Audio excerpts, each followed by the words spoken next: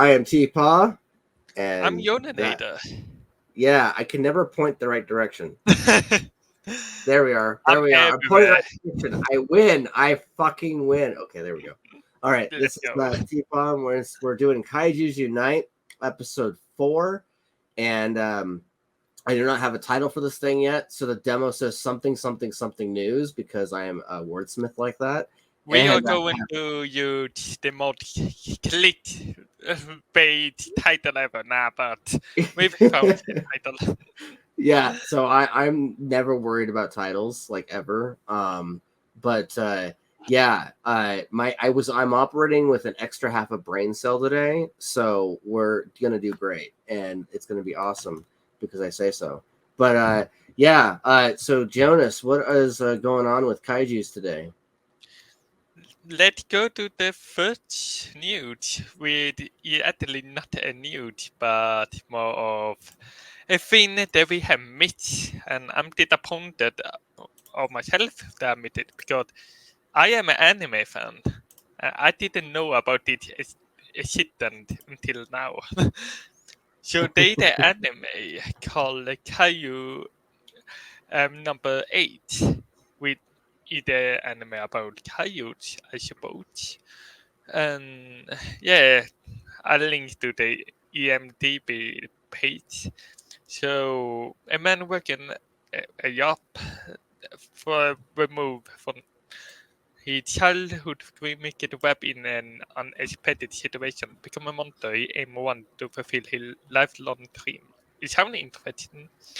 And this year ongoing anime, so right now episode 5 seems to be the next episode they getting released.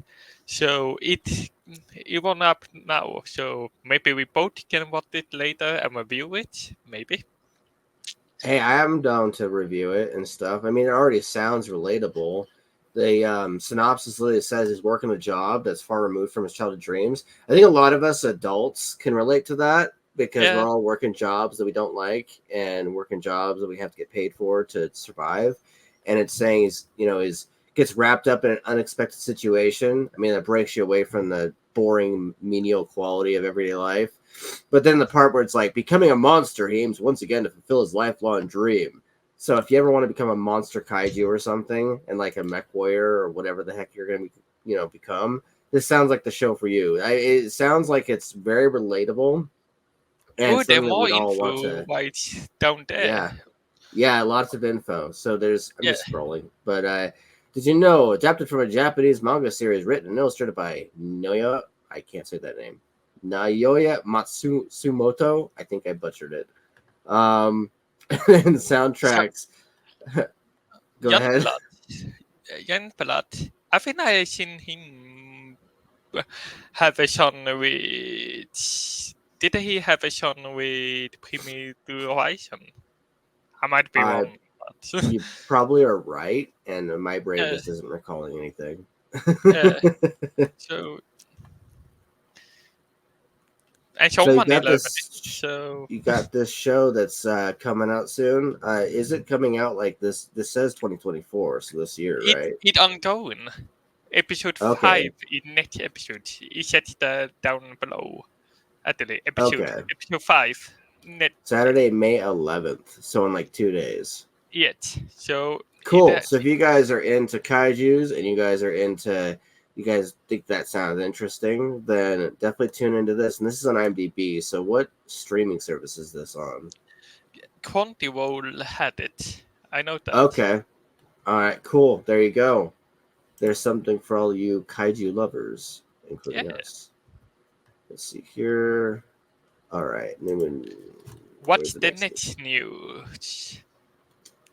I already said I was gonna be lazy. Here you go. Godzilla Festival. Godzilla Fest. You see that little sexy picture of Godzilla fighting Kong? Because we Yeah. all love it when they fight each other. Saturday, The, May 11th. so, Go ahead. so we will see what happened. I'm guessing we might get some news. Maybe we get some fan shot mode because I don't know if you if you know that, but they're all like short movies with the fan made with Godzilla in them, with the pretty amazing and that sort of thing. I don't know if that will be involved, but maybe.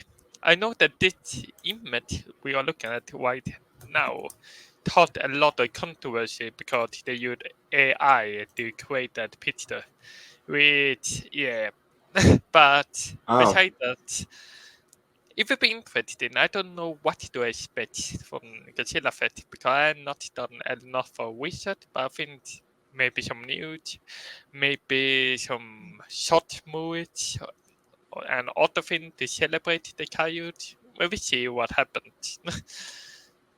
hey, Godzilla doesn't have any fingers, and neither does Kong. So technically, they got away with doing AI because there's no fingers being involved. So it's Yeah. harder to prove that it's AI. True, true. Either way. But yeah, no, it looks pretty fun. Yeah. Saturday, May 11th, same date. That date seems magical. Shows are at 1 p.m., 5 p.m., and 8 p.m. You can get them on Ticketmaster.com if you're near the Balta Theater in San Leandro, or Ball Theater in San Leandro. Then you can go and see that. So that sounds like a good time if you're Yeah. someone who has money and has that day off or can program that time. Yeah. See So, here. Next news item. Godzilla Minus One becomes the most pirated movie in the world. Oh, really now? yeah. I did the news because I found that interesting and at a later correlation discussion because apparently after it got released in Japan, there were a lot of people that pirate the movie from piracy. And let's be honest, I think that was expected. And if a movie just in one country and people really want to see that movie, people will pirate it. Whatever you think that is right or wrong. Arr. Yeah, Arr, matey. It's been less than a week since Godzilla Minus One started streaming in Japan, and it's already become the most pirated movie worldwide right now. In lieu of Godzilla Minus One streaming in the US or other territories, fans have resorted to desperate measures to watch the Oscar winning movie. Did you already read this part out that I just didn't notice? According to Torrent Freak, it's top piracy chart since coming to Prime Video. Damn, man. Like, people are already pirating this stuff. yes. Cool, I guess. I'm very disappointed to inform you that within 2 days, it's become one of the most pirated movies of the year and is currently the most watched. Let's hope that because it's been pirated a lot, that means people are buying the crap out of the physical DVD or the Blu-ray. Yeah, I hope that at least in that it get a lot of people to buy it in Japan late because I want more Godzilla movies. So I want it to be as successful as possible. But it doesn't surprise me that it private and if it's yet available in one country and people really want to watch that movie, people will try to do whatever they want to be able to watch it.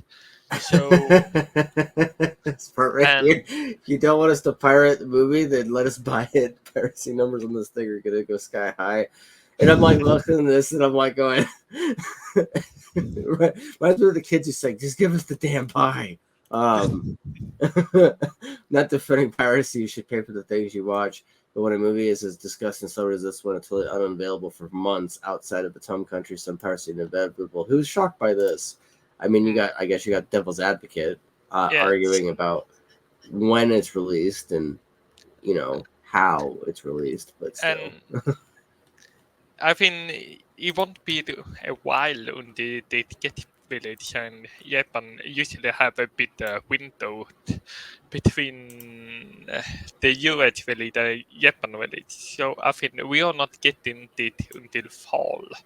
So I can see you how impatient people will want to watch it. Though I'm not defending it, but I can see why. Yeah, for sure. No, for sure. Yeah, no, I I personally, so these are my thoughts on piracy. I've always felt that when something is pirated, it's one of the biggest compliments you could ever get, because that means someone felt it was good enough to steal. That being said, it's nice to be paid for what you created, for what you worked hard for to create, and it's very nice to receive a paycheck, especially when you're the original artist. Even if it's an IP that's being played with, and you're not the original person who created the material, you still worked your hardest to create the material for this particular thing. But Definitely. it is technically a compliment if someone felt it was good enough to steal. Definitely. I think It's a two-way I kind street. of view it the same way, to be honest. I'm not completely against piracy, and I'm not completely for it, but I can see how when some movie is hard to get by, like some Godzilla movie in general, it's hard to get in some countries. So I can completely understand why people are pirating if they can't buy it, or if they had to buy it, it's really expensive. So I can understand why that is a big thing, and how people maybe not have afford to pay that money. But at the same time, I think that a creator should get paid for the work they put in, and that sort of thing. So yeah, I think see both end of the Yeah, discussion. exactly. No, I can see two sides of the argument. As I was saying before, it's dual-sided, double-sided. On one hand, just pay the damn money for what what you want to own and stuff, because if you like, if one of these days everything just dies, you're Mm, gonna need to have that physical copy anyway. So I'd like to say that I've collected a bunch of physical copies of shit that mm, I own over the last several years, but after my kids decided to wreck a lot of my CDs and a lot of my stuff from like the one apartment we lived in years ago, I can't say that I've done that. All I could say is that I've selectively had to go in and get a physical copy here and there of something. And even then, mm, it's very spare and minimal because of the fact that, I have to keep it in one place. But mm. one of these days, I'm going to go on a collecting spree, like, Rob Burdett over there and Rob, my, observations. And Mm.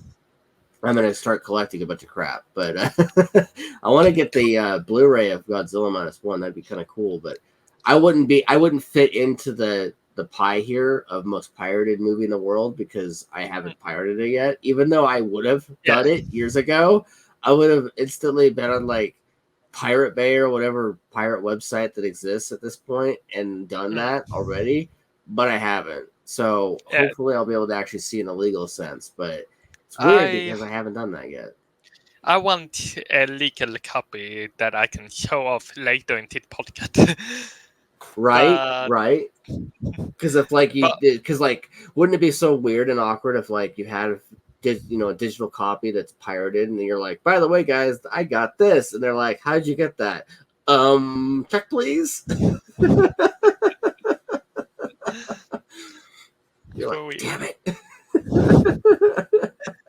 But You can't also show it think off. that is really interesting point though with physical media as well, because physical media is dying, and I hate how that is happening. So I want to be able to buy as many physical discs as possible. Chris Stutman did a great video about that. So if anyone following him, search for something why physical media mean a lot to me. I think that's the name of the video. And yet he talked about physical media in general, and I think that it really important to persuade that. Yeah. No, I completely agree with you on that. So that's for me. Like, remember when I saw, because I give you intel on my book progress and stuff like that Mm, all the time, and part of the reason why I myself will buy, like, I literally have to pay money to have a physical copy of my books, right? And this is just the way it functions. Like, even like if I was with a major publisher, they would literally take a cut out of my royalties to print book copies for me to send it to me. like outside of the testing copies. And so if I wanted a regular mint fucking version of the stories, I'd have to put it like I'd have to pay money for it, whether it comes out of my royalties or other ways. And so it's not much different from an indie. But I pay money specifically so I can hold a copy of my books. And it's kind of like that. It's physical media, being able to hold it. And there's like this magical quality to holding a Blu-ray like copy, which is part of why I paid money in the Stuckman campaign for his movie Shelby Oaks, which I forgot was called Shelby Oaks. All I knew was I was paying for Chris Stuckman's movie. I was like, I'm paying to support a YouTuber that I like. Cool. Boom. But like, I didn't realize, I was like, wait, this movie's called Shelby Oaks. Okay, that's kind of cool. And I'm like, wait, did I just pay for something that I didn't even know the name to? Yes, I did. But like, I didn't even know that. I didn't even know the story. I just knew that. Right. Right. I am today years old when you sent me that one video, that Twitter post today. I am today years old and knowing most of what the plot's supposed to be about of the movie. I didn't even know what the movie was about. I just knew it was a horror movie, and apparently it takes place in the woods. At least one of the settings. Chris Stockman have been like China hour in my early teens. I watched his content and got inspired by it. So it really cool to see him be able to follow his dreams. So yeah. Yeah, no, I agree with you. I was in my early 20s, late teens when I started noticing Stuckman existed and started watching his YouTube videos, and it became like a weekly occurrence where he'd review videos, review movies, and because him and Jeremy Johns would pop up at the same freaking time, I would bounce between his videos and Jeremy Johns' videos, and it would be like one or the other, one or the other. Yeah, they're still doing it, one or the other.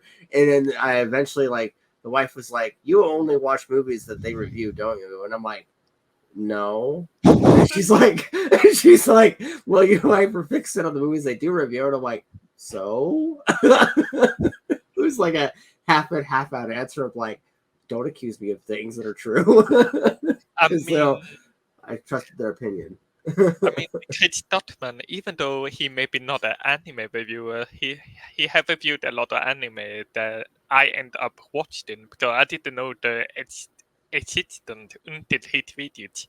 I was like, "Oh, this sounds cool. Oh, it's literally one of my favorite movies all time." Okay. Yeah. Exactly. That's the thing is, you know, people like Chris Stuckman, people that are always making because like I know people will sit there and they'll steal they'll pirate these movies, right? And they'll think, oh, I'm not hurting anybody, I'm only doing it like that one time and everything like that. And it's like, well, what if it was from an indie, someone who doesn't have billions of dollars to pay for a movie or millions of dollars? Like this movie was made for a shoestring budget for a tentpole film. It was made for $16 million, may even be less than that. And the fact that they made it for that less and made it as good and made it so good that you wanted to pirate it, like, props to them. Sucks to be them because their movie got stolen. But again, greatest compliment in the world. See, I'm seeing it from different sides. About that, let's talk about something positive around the movie. Let's go to the net news. Okay, yeah, let's go ahead and do that. I'm going to share this tab instead. So did it Japan bot of it accident? Let's click on those so we can have like a better picture on it. I will try. So, okay, they not that you mean, but what we see here is that Godzilla Minus One did the attendance, and right now Godzilla Minus One had over 5 million attendance in Japan for Godzilla movie. We played it in 8th place, I think it is, amongst the highest attended Godzilla movie ever. It looks like 8th place, yeah. So it has been pretty successful, and here we see a lot of crop. Let me praise Geeman on Twitter for the information because they always give a lot of good information. And we also see Godzilla X Kong, the new empire, which the American Godzilla movie usually don't get that much of money in Japan compared to the Japanese movies, but it still seem to go doing well there, I suppose. But yeah, Godzilla Minus I One is a bit suited.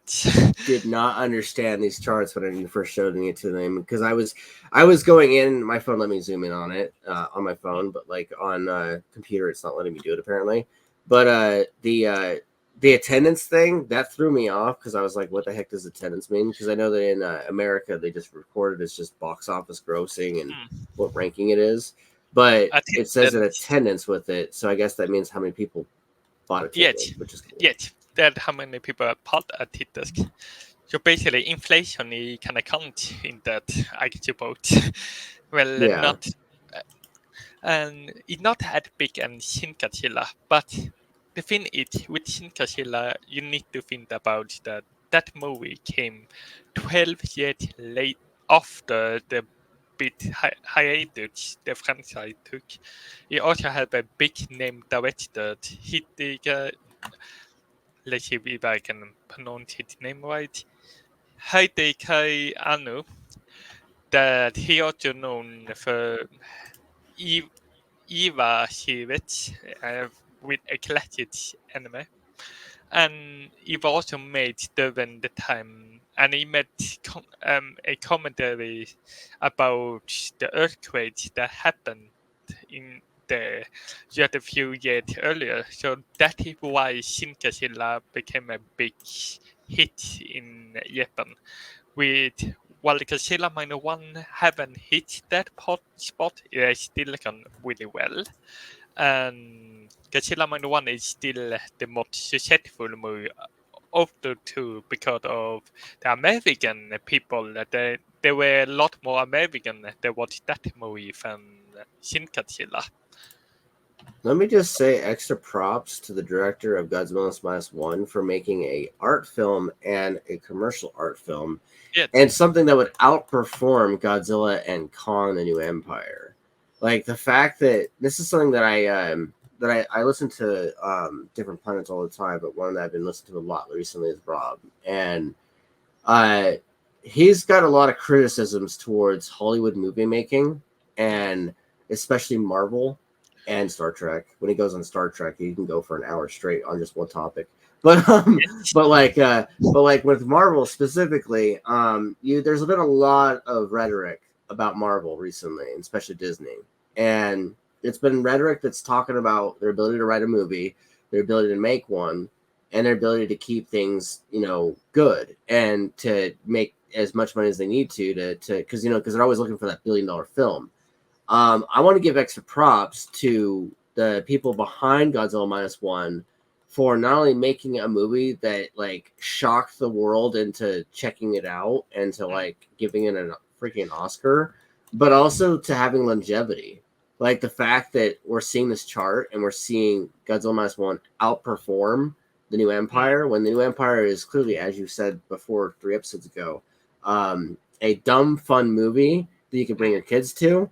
Godzilla Minus One is not a dumb fun movie that you can take your kids to, but it's at least a movie that tells a, from what I understand, better story if you're looking for a art film that's more serious and takes itself more seriously and is less of a cartoon. Definitely. Like, it's in a lot of ways, from what I understand, because my Aunt Tammy started like telling me things on movies with my language in mind, because usually she just reviews it like a regular movie reviewer, but like a regular movie goer.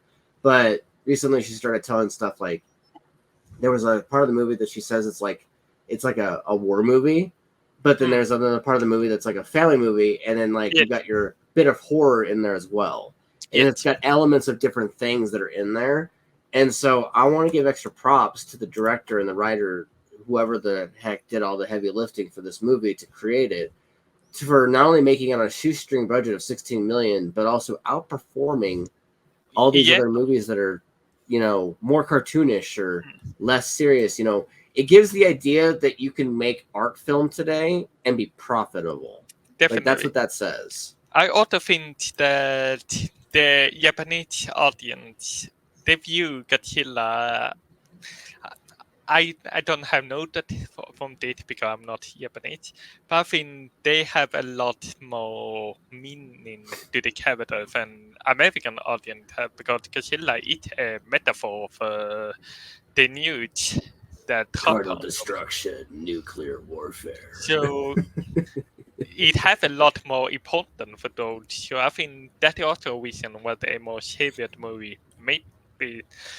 I think that could be a reason why a most favorite movie it become a bit hit there. But I don't know. Either way, it really nice to see how it's still performing well, even though it even out in DVD now in Japanese shape. So yeah. Hey, for all I know, from what I understand, the critics never called the characters in Godzilla Minus One styrofoam or talking styrofoam like they did with the characters in Godzilla versus Kong or X Kong, New Yeah. Empire. Like they didn't call them styrofoam or anything. They See, kept the on thing, them. yeah, exactly. Like they basically created human characters that you could theoretically care about, and it's just not common in a movie like this. I know that you haven't seen the movie yet, but I Nope. tell you that it had the best human characters I ever seen in a Godzilla movie. It's a really good movie. Just watch as I watch it finally, and then I explode. Like come on the podcast, and all I do is talk about Minus One. I also find it really funny how Godzilla, Steven Spielberg was inspired of Godzilla. But this Godzilla movie seemed to be a bit inspired of Steven Spielberg, the Yaffle. So I kind of become a full circle with I really like to see. Isn't that kind of like the awesome thing though with art? Is like when you have someone who's inspired by Godzilla, and then in turn taps back at the person that was inspired by Godzilla, and it ends up like being inspired by Spielberg himself, and so it's like art tapping itself, Yeah. and just like tag it. Like that's one of the things that I love about art myself, and especially art film, or especially just movies in general, is when it's not being looked at like, from a, how do I put this, sterile, like almost like assembly line perspective, like how Marvel has been for the last like 2, 3, 4 years, like since Endgame, is like every single time I'm watching a Marvel thing now, like yes, I'm looking to be entertained, yes, I'm looking to kind of try to have the same type of feeling I did for the first era of, like, not first era, but first like 22 movie run of the MCU, because I like learned to appreciate Feige, and I learned to appreciate all the people that are involved in Marvel and stuff. And they became like this barometer for, greatness in cinema. And then like the next several projects after that, after Endgame, it was like, oh God, what am I watching? Discount Wish version of Marvel? Like, this isn't as good as it should be. And so I'm not someone that's purposely trying to hate Marvel either. Like, I want to love Marvel. Like, every time I talk to anybody about my books, for instance, or anybody about like things I create personally, I always end up saying that I am trying to be like Kevin Feige, because of the fact that he is somebody to look up to when it comes to production, when it comes to making things, because he literally will be in, like, they were told stories about how when he was in the office. And I know we're still talking about kaijus and stuff. I'm just taking a minute here to go into the fact that he would say like things like Spider-Man to the writers when they were doing Civil War, for instance, and instantly the movie shifted and changed a little bit. And he would only say certain things, like little things like that, and they changed things. And that we were trying to figure out what was the secret sauce behind the MCU and what made it work so well. It was Kevin Feige. And then what they did was they moved things around in Marvel and made it to where it wasn't nearly as good. Like, whatever it was that changed made it not nearly as good. I hope that they don't do the same thing with these kaiju movies. I hope that whatever worked with Minus One, I hope they can do it again, because I always love it when that happens. And so, to further your point, that art taps back at itself. Yet, I found that really interesting here because when it comes to the Toho Godzilla movie with the Shin Godzilla, Godzilla Minus One, they had taken a bit longer time between the movies. Like Shin Godzilla came 2016, and now Godzilla Minus One came 2023. So they a year gap between the movies, and both Shin Godzilla and Godzilla Minus One is two of the best Godzilla movies in my opinion. That's So high it praise seems coming from you. Yes. So it really seems like they have put a lot of effort into the movie.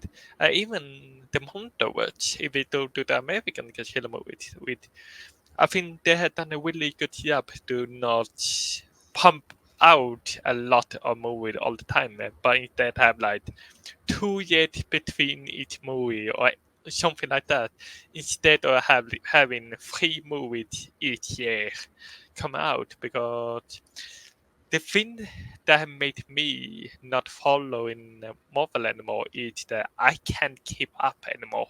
Yet way too many movies and It way got too to that many point with me. shows. Yeah, it got to that point with me, especially with the kids and everything, and just real life in general. Like before, it would be an event. Like you Mm, would go see a Marvel movie at the theater, and it was an event. Like it was a big thing. And now it's like people would debate about whether or not you were going to watch it on Disney Plus or whether or not you were going to watch it in a theater. And it was like half the time, like not only did we not know the direction that they were going in, but also every time I would talk to like my siblings, for instance, or my dad, who was who were big Marvel fans, like MCU fans. I mean, part of why we even liked Marvel is because of my dad, and so it got to the point where whenever he would talk to us on the phone and stuff, before the first like 3 phases of Marvel, which is the first 22 movies of it, it was like this unanimous mental acceptance of we all know this is king, like this is amazing. Um, After that, and after Endgame came out, and after the next several shows and movies came out, as you're talking about, where they're just pumping out content nonstop, we were just like going, okay, so we don't exactly know the direction anymore, and we're not mm. exactly sure what to tune into right now because it doesn't Except, seem like there's any major good direction. I'm glad that the kaiju stuff doesn't have that right now. I'm yeah, glad that Minus One is, from what I understand, a godly piece of cinema. yeah. Minor One is it amazing. It amazing movie. You Like guys will hear me bounce back and forth between fandoms because I'm a multi-fandom guy. I'm not just a yeah, kaiju fan. it, but also did a podcast that we are going to talk about in everything but Kaiju Elite the main point, but we thought we be related to other things as well because that's the movie industry. Everything go into each other in some way or another. So Exactly. Exactly. This next item here is, I think and this shout was out one to of Geeman Pat's. for making that shot. Both of it Mario. And look how successful that movie had become.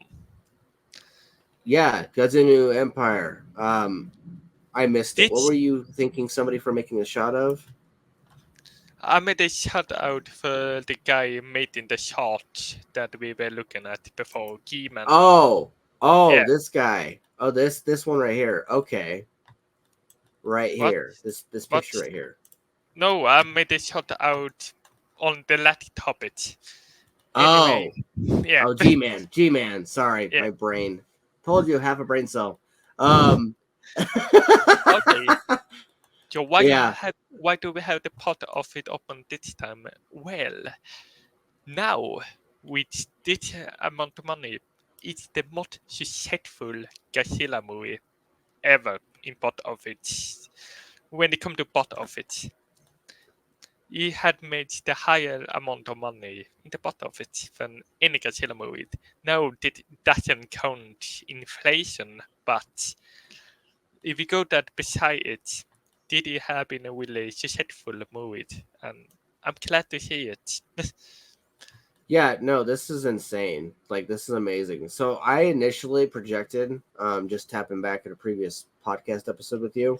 I initially projected that this movie would make 400 to 700 million because my brain goes, oh, tentpole movie, oh, Godzilla. I may be worshiping Godzilla a little too much, but Godzilla, and then I see that this number here validates my initial projection. Like it's like smack dab in the middle of 400 to 700 million because you take this number and you add another 150 million to it, and it meets that initial 700 million projection. Like the fact that this movie made that much money is amazing. And I hope that it continue grow. Like I'm really, it really exciting to see the franchise grow, and right now the most successful in the box office Godzilla movie is this one. So let's hope that the next one can get even higher score, and maybe see what happens next time. Yeah, no, I await them, making newer movies that make the cinema like the amount of fun that me and the wife had watching this movie right here in the theater. Like, I know it's not like the art film I was talking about, and I know it's not like, even though it could be, like I was watching it and going, this is art, but like, but like I was watching Godzilla suplex Kong. This is art. Like so many parts of that movie are amazing, but like it's not this art cinema caliber of Godzilla Minus One potentially, because I haven't seen it yet. So how do I know? But it looks good. But the movie right here, it was a lot of fun, and that's the thing, is it's fun. Like it's a fun movie to watch. It was even funny watching that one dude die by a plant. Like the plant just ate him. Oh yeah, that was really funny. We were both laughing so hard in the theater when that happened.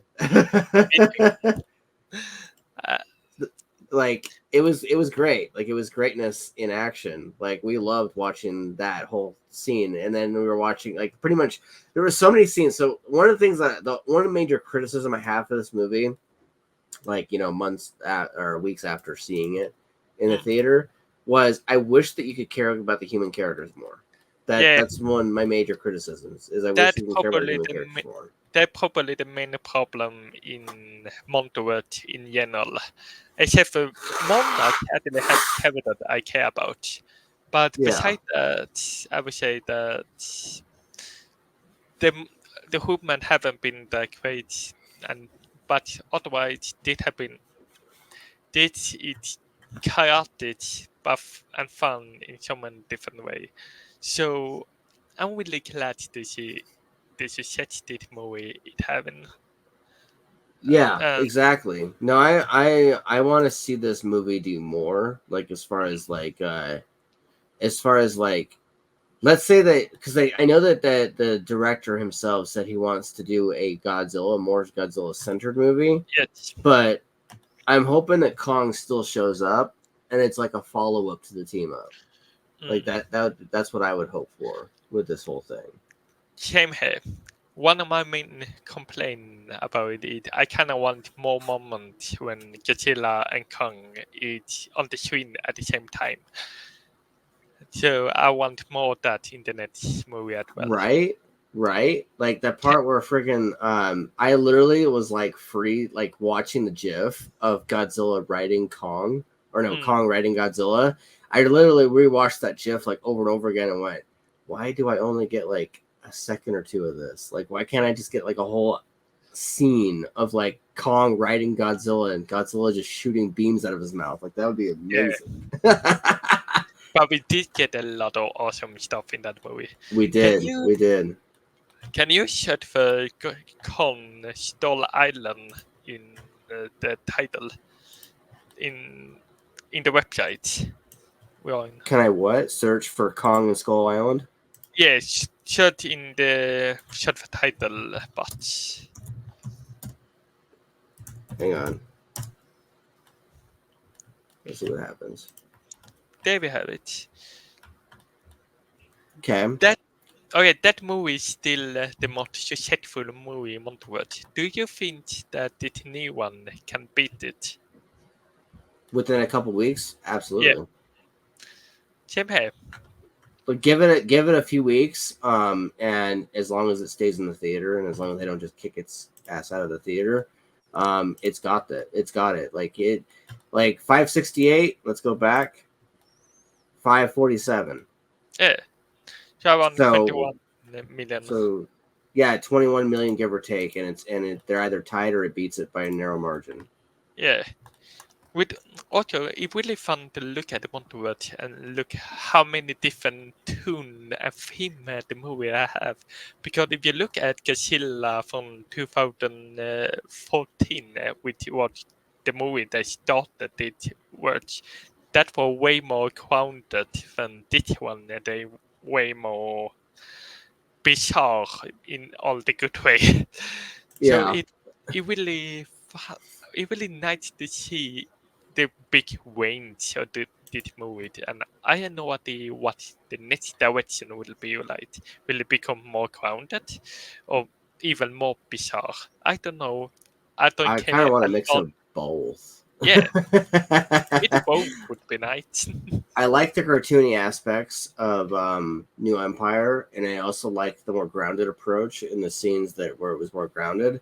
So I kind of want a mix of both: ridiculous, bizarre with grounded realism. Like that would Yeah. be, and also that scene where Kong is in that chamber with all the apes, and he faces off with Scar King, Mm. and like him and like they're all that whole ape centric scene. That was one of the best scenes in the movie, and it was also one of the scenes in the movie that my wife loved the most, and there was no dialogue. Yeah. So I know they can do like grounded. Like that was more Definitely. grounded. That was not batshit crazy. That was Yeah. very grounded, very Planet of the Apes-esque. Like I literally like was sitting there watching that scene of the movie, and when it got to a quiet bit, I literally like instead of talking, because I don't talk during movie theaters often, I just whisper. I like whispered sweet nothings in the wife's ear and went, "This is like Planet of the Apes." And she was like, "Oh, you're right." Oh yeah, and Kingdom of the Planet of the Apes is now in cinema, and I need to watch that movie. Nice cross branding there. Yeah. No, Yeah. I want to eventually see that. I don't know if the wife's too into it, but I want to see it with her at some point. So that'd be cool. That's fair. Yeah, no, there's been a lot. So the big thing that I've noticed about movie theaters recently, we were gonna go see Kung Panda 4 in the theater, and then we were gonna go see another movie that was in the theater, and no showings were available, which was weird. And it's barely been like a month before Kung Fu Panda was even out, and I'm like looking at the AMC page, and there's no showings, and I'm like, what the crap? And so we had to go see another movie instead. We saw the Ungentlemanly Warfare or whatever it was, where it was that time period piece with Alan Richardson and Henry Cavill, and we saw that one in theater instead. But that one was a lot of fun. But she really wanted to see Kung Fu Panda 4, but for some reason there was no showings. So movie theaters are changing. Yeah, movie theaters are changing. It's weird. Let's see And here. that's still one of the most successful movies in the Kung Fu Panda. I know, right? Like that. Yeah. It threw me off completely. So, oh yeah, the next news. You can soon buy Godzilla X Kong on DVD Blu-ray. It will be June 11th. So Look at that this, sexy piece of cinema right here. I hope that we are getting that poster here well, because that looks awesome. Yeah, right. Yeah, that looks shit. Yeah, like all the I'm gonna give credit to the marketing team. Like they knocked out of the park with creating these case art pieces. Definitely. Like that'd be Especially the sexy on first the one. shelf. I love the first one. Yeah, this one. Yeah. It just looks so definitive. Like you got Godzilla over here. He's like got his eyes setting on his, and then you got the planes in the background, showing the human involvement, showing the world. Then you got Kong here with his with the glove on his hand. It's not even a spoiler or anything. Like it's just on his hand. It was in the trailer, and it just looks like such a great piece of art. And it also looks like a body cup movie. Even Yeah, I can right, definitely replace it with two human character, and you will completely see. Okay, it's a body cup movie. right. Like it just gives like that Bad Boys feeling, or It like definitely, one of those buddy cop movies type feeling. But it's like two kaijus. Like that it's there's just everything great about this one piece of art right here. mm, Like, yeah, this one's cool too, where like he's got his arm in the air and Godzilla's roaring and stuff. And then like you got this one where they're running into battle. This is the one that probably, everybody knows already. yeah, But like, probably the more iconic one. yeah, it's the more iconic one. But this one right here, there's just something like magnetic and magnificent about this one. I like how the airship is flying in the same direction as well. Right? Mm. Like they're flying in the same direction as they're looking. Like it just like I said, there's like an aesthetic Mm. here that is like if you're OCD as hell, this cover is perfect. Just the way everything's positioned. I know, weird way to put it, but like I am one of those people that has an OCD issue that I always never talk about and never focus on, but that would bug me. I would just be like, why is it like this? And everybody would be like, what are you talking about? And I'd be like, never mind, don't worry about it. Because it's just But, funny like but that. yeah, if you like art, the ones to have that movie, then June 11th, at least did it popular in America, but I think usually the same time around the globe. There, I think so. Yeah, you have something to look forward to. And if you remember earlier in the podcast, buy the $50 copies. Exactly. Physical media. Physical media Yes, releases trump digital because one of these days all that stuff will be just gone. exactly. And I'm not trying to manifest anything, but that's where I see it going Yeah. eventually. Which is why I own all my music. I own everything. Like everything I have, I always make sure I get a copy of it. Like I showed Jonas a copy of the band Epica, their vocalist Simone Simmons did a solo project recently, and I bought the new single. Like I didn't buy the album yet, but I bought the single. It's like $1, and it's because so I can own the damn thing because that's me. And you even get a digital code if you buy this version. So by something I also like about digital media, and I hope that this one will include it behind the scenes stuff and talk with the director of the movie.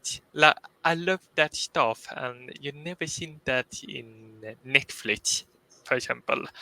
I like that bonus feature that only digital media have.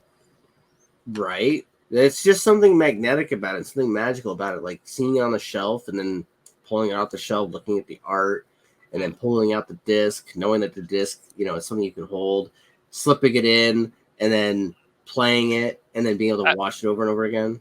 and be able to watch behind the scenes stuff Mm-hmm. and talk with the director, interviewed, like that sort of thing. You never seen that on Netflix. It's just on the visual media. So yeah. Also, when you buy stuff on Amazon Prime, like when you buy movies on Prime Video, and they slip all the stuff in the background after the credits roll, like it Mm, feels like you're just watching one big long YouTube video.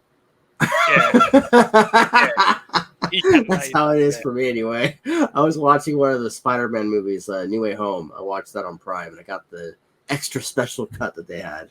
And there was like some deleted scenes that I didn't see in the theater in there, and that was cool to watch. And then I got to the end. When I got to the end, it just kept playing, and I'm like, "The hell is left?" And then it just went into behind the scenes stuff, and I'm like, "This is like one big long YouTube video." Yeah. What the crap? Okay, whatever. It's not the same feeling. I know we are all fashion in this show. Yeah. Yeah, But yeah, plus I also have a head cold, so there you go. But I you gave us a YouTube video, Jonas. Do you want me to yes, play without audio? we don't need to look at it, but we can have it on YouTube just to show it off. Okay. Yeah, I'm gonna So go ahead we and don't need to. Yeah, Oh, you don't want to watch the 3-minute video? Yeah, we don't need to listen to it because copyright. Yeah. All right. Let's see But here. so what you're seeing here, we'll hold down so you can see the name of it. Did it and did the artist that have made a weapon which using the instrumental of Godzilla movie to make like weapon about it. So while it not exactly Godzilla news, I think that Kaiju fan might enjoy this one. If you want to listen to music, they use a bit of Godzilla in it. That sort of thing. So this music video got released today. Well, when we are recording this one. So check this one out if you like that sort of thing. So Yeah, so absolutely. a bit extra. And the artist I don't know how to pronounce her name. She had made songs with other I would just artists. say Al. Al, It's Al. yeah, you go for Al. She had made songs with like Snoop Dogg before and Chris Brown, and recently with an artist that I liked, Maury Calliope. So yeah, made songs with artists that you well I know. like Mary Calliope a lot. Yeah, Mary Calliope is awesome. yeah, And if it's anything like that, you guys are gonna love it. So, yeah. tune into that. That was so So yeah, enthusiastic for me. Go for it. go for it. But I think like let's just did was on the light, so I just wanted to promote it because did a podcast that we can do whatever fuck we want. Oh yeah. Yeah, no, by the way, guys, before I forget, because my brain keeps forgetting every single episode. I'm an author, by Yeah, the he way. had made a And book. yeah, I have made some books, and I am exploring Lovecraftian stuff a lot, and so inevitably it's going to seem kaiju-esque because that's where my brain goes when I'm writing. So in the description down below, you're going to see links to them, and just click on them and just check them out. Like they're cheaper than your average book. Like you go to a Barnes and Noble today, and you'll spend like $25 freaking dollars on a book, or you'll spend like $30 on a giant paperback book or a hardback. And then you'll flip over to the ebook store and you'll find out they're like $18 for an ebook. I don't charge that much. I charge anywhere from like $3 to $5 an ebook. Print book, you'll have to shell some cash for it because production cost. Not my cost, production cost. It's expensive. But I basically write stories about fantasy, right? Dark fantasy. And right now the story I've been writing about is about a prince who, in the vein of Smallville, if you've ever seen that show, Prince name is Peter, and he is constantly navigating the world of monsters and the supernatural. And his current family conflict is they're trying to stop a demon named Abraxan. So if that's something that you're into, supernatural stuff, it's like cross between Supernatural and Smallville. And if you mixed in some Sandman with like the God stuff, you'll probably like it. But check it out. It's the very tail end of this podcast, so here you go. If you've been the description down below, as well as we will try to have every news that we have used in the episodes down in the description below if you want to check it out as well. Yep, exactly. And I think that's all we got now. YouTube video is the last one. Yeah, that's all. So, Okay. Do you want us to watch some of the music video or no? we can do it another time. Okay. I don't want us to be hit with copyright. That's why. But That's fair. That's fair. So in closing, this has been Kaijus Unite. Basically, you got more talk about that movie, The New Empire. went over some cool news stuff. A I'm lot of box TPAW. office talk Yeah. this time. Oh yeah, lots of box office talk. That was Mm. great. And I'm TPAW. I'm Jonasnator. And Kaiju yeah. on. Yeah, Kaiju on. See, this is what happens when you take two people with half a brain cell, stick them together in a room. Yeah, meow. Have a week. Have a week.